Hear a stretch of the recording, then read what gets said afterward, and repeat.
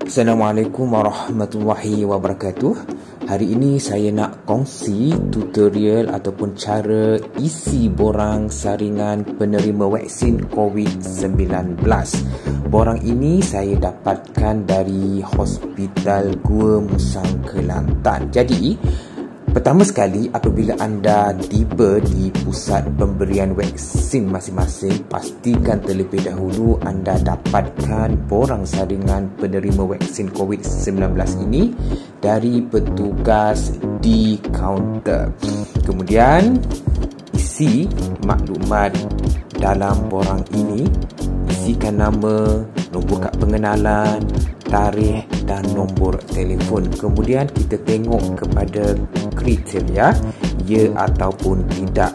Mula-mula dia tanya gejala. Gejala ini sebagai contohnya sama ada kita ada tak gejala demam, sukar bernafas, batuk ataupun selesema. Kalau ada, tandakan ya. Kalau tidak ada, tandakan tidak. Kemudian kemasukan ke hospital dalam masa 2 minggu. Kalau dalam masa 2 minggu ni sebelum tarikh vaksin tu kita pernah warded, kalau ada ya, kalau tiada tidak. Yang seterusnya, sejarah jangkitan COVID-19 dalam tempoh 3 bulan. Kalau anda pernah dijangkiti COVID, pastikan dah lepas 3 bulan. Kalau anda dijangkiti COVID, dah sembuh tapi belum sampai 3 bulan dalam tempoh sembuh tu, jadi tandakan ya. Kalau dah lama dijangkiti COVID, tidak. Kalau anda tidak pernah dijangkiti COVID pun sama juga, tandakan tidak. Pernah menerima vaksin lain dalam masa 2 minggu. Contohnya anda pernah terima vaksin pneumokokal ataupun apa-apa vaksin selain vaksin COVID. Kalau ada dalam masa 2 minggu tu, tandakan ya. Kalau tak ada, tandakan tidak. Mengandung, menyusu, ini kepada wanita lah. Kalau ada, tandakan ya. Kalau tak ada, tandakan tidak. Kalau ada dan kita was-was, boleh rujuk kepada doktor ataupun petugas kesihatan di kaunter. Sejarah alahan, contohnya kalau kita makan seafood, kita ada alahan gatal-gatal, naik merah-merah, ataupun kita digigit serangga pun dah naik alahan, bengkak-bengkak muka. Sejarah alahan ni penting lah untuk doktor nilai tahap mana kita punya alahan tu teruk ataupun tidak, untuk melayakkan kita terima vaksin ataupun tidak.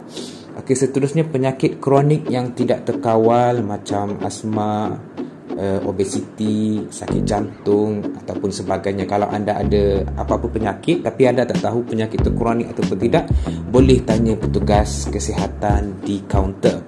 Seterusnya masalah imuniti rendah seperti HIV, SLE, kalau ada ya, kalau tak ada tidak. Seterusnya kanser dan pernah menerima rawatan seperti kemoterapi, radioterapi, transplant.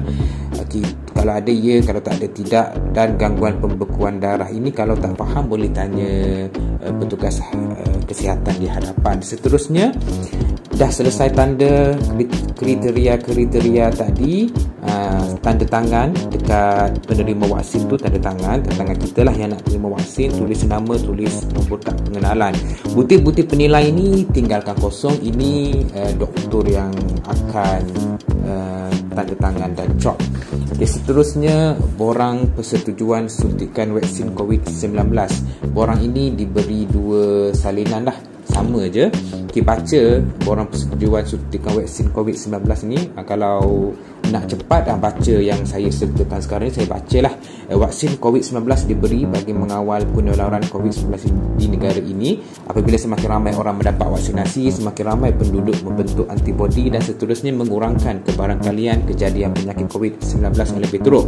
Secara tidak langsung, kita boleh melindungi golongan berisiko yang tidak layak menerima suntikan vaksin. Majlis Mesyuarat Khas Jawatan Kuasa Muzakharah Majlis Kebangsaan bagi Hal-Ehwal Agama Islam yang bersidang pada 7 Disember 2020 mengambil ketetapan bahawa hukum penggunaan vaksin COVID-19 adalah harus dan wajib diambil oleh golongan yang ditetapkan oleh kerajaan. Suntikan vaksin COVID-19 ada yang memerlukan 1 atau 2 dos bergantung kepada jenis vaksin. Suntikan ini kebiasaannya diberi kepada otot bahu kecuali dalam keadaan tertentu. Jenis vaksin yang diberikan bergantung kepada bekalan vaksin semasa. Pengambilan vaksin COVID-19 ini juga mungkin akan mengakibatkan kesan sampingan yang ringan dan kesan sampingan lain yang akan dilaporkan dari semasa ke semasa. Jadi ada lagi ruangan untuk diisi, dilengkapkan. Sejarah kesihatan sama je macam tadi. Pertama dia tanya, pernah tak kita mengalami kesan sampingan macam sawan, pingsan ataupun kemasukan ke hospital. Pernah mempunyai sejarah alahan teruk macam tadi jugalah. Kalau ada alahan yang teruk, kalau setakat sikit-sikit tu tidaklah, setakat kena gigit serangga bengkak biasa tu, itu tak apa. Ini yang teruk sampai bekak-bekak sampai ke muka, kalau ada, ya. Kemudian hamil ataupun menyusu itu untuk wanita. Okey, seterusnya borang di belakang ni baca, saya telah membaca atau dibacakan tentang maklumat vaksin COVID-19 bagi tujuan dan kaedah pemberian suntikan vaksin tersebut seperti mana di helaian maklumat vaksin COVID-19 bagi penerima vaksin. Dengan ini saya memahami bahawa pengambilan vaksin COVID-19 ini mungkin akan menimbulkan reaksi serta kesan sampingan seperti yang dinyatakan di dalam maklumat vaksin. Saya bertanggungjawab ke atas risiko yang mungkin berlaku akibat keputusan atau tindakan saya ini kerana manfaat vaksin adalah jauh lebih baik daripada kesan sampingannya. Vaksin ini tidak memberi jaminan sepenuhnya kepada saya daripada tidak mendapat jangkitan COVID-19 pada masa akan datang. Dengan menandatangani persetujuan menerima vaksin COVID-19 ini, saya bersetuju dengan rela hati untuk melengkapkan jumlah pengambilan dos vaksin seperti yang dijadualkan. Okey, kemudian lengkapkan nama kita. Contoh saya lah, saya Muhammad Arif Isa. Tuliskan nombor kad pengenalan. Okey, bersetuju atau tidak bersetuju, potong tidak bersetuju tu ataupun bulat je yang bersetuju tu. Bersetuju mendapatkan suntikan vaksin COVID-19. Okey, untuk bawah tu tak ada apa-apalah. Untuk diri saya, bulatkan untuk diri saya ataupun potong je yang lain tu.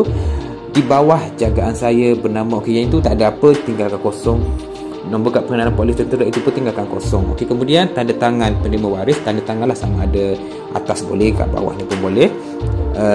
Tulis nama, IC dan tarikh.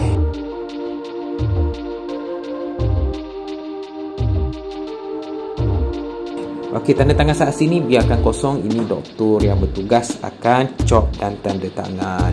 Okey, sama saja. Kemudian di belakang sekali pula ada satu lagi borang senarai semak vaksin COVID. Isi saja nama, IC, tarikh, masa, dan kemudian yang lain tu tinggalkan kosong. Ini akan ada petugas kesihatan akan buat salingan kesihatan, mereka yang akan isi. Okay, itu saja cara tutorial untuk isi borang salingan penerima vaksin. Semoga cepat urusan anda dan dipermudahkan perjalanan kita mendapatkan suntikan vaksin di mana-mana pusat pemberian vaksin di Malaysia. Sekian, saya Arif Islam. Assalamualaikum warahmatullahi wabarakatuh.